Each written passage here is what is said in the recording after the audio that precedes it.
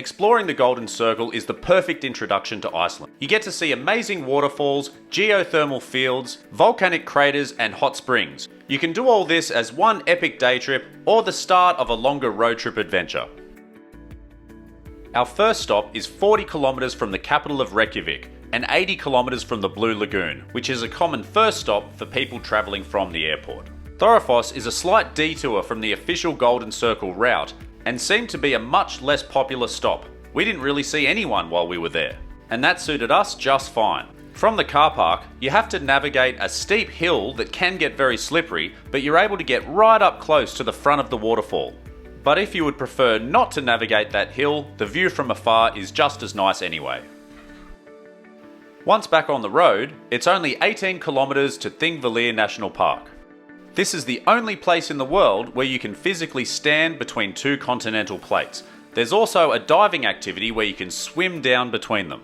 And yes, this does mean the risk of earthquakes is real, but they don't happen all that often. If you would prefer not to get wet, there's a number of easy walking pathways that will take you up to some viewing platforms that offer great views over the lake. Back on the road where we have a 60-kilometer drive to the Geyser geothermal field. This is the longest drive between stops on our itinerary. So while you're waiting, if you're enjoying the video so far, please hit that like button and subscribe to the channel. On arrival, you'll be greeted with an open field where you will see these geysers erupt every few minutes with scalding hot water. You can really feel that heat from a distance, and you don't want to get caught in the wrong place if the wind picks up when one of these geysers goes off. The timing of each eruption is also very unpredictable, so you're going to have to be either very patient or very lucky to capture one on film. And if I'm really lucky, it's going to explode while I'm talking to you.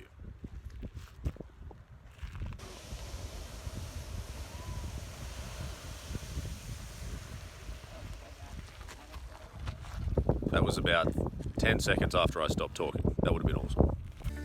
But if you stand there for long enough, you can do it. Next, we have a short 10-kilometer drive to what I think is the highlight of the Golden Circle. On arrival, we also got our first glimpse of a glacier from the car park way off in the distance. But the highlight of this stop is Gullfoss. This enormous, majestic waterfall is instantly recognisable as one of those must-see destinations for anyone who comes to Iceland. There are multiple vantage points so you can admire this natural wonder from a distance or right up close next to that raging torrent of water. Just be warned, if you get up close you're going to get wet, and the walkway to get down there is a little bit treacherous. Next we were off to the Kerid Crater, which is a big volcanic hole in the ground that is surprisingly hard to spot from the road. We drove past it multiple times trying to find it.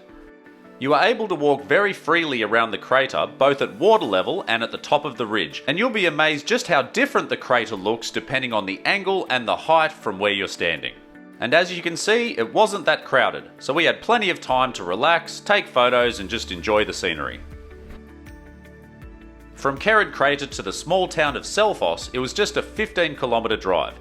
This is where you can either turn right and head back to Reykjavik, or take a left and continue on the ring road and explore everything else that Iceland has to offer.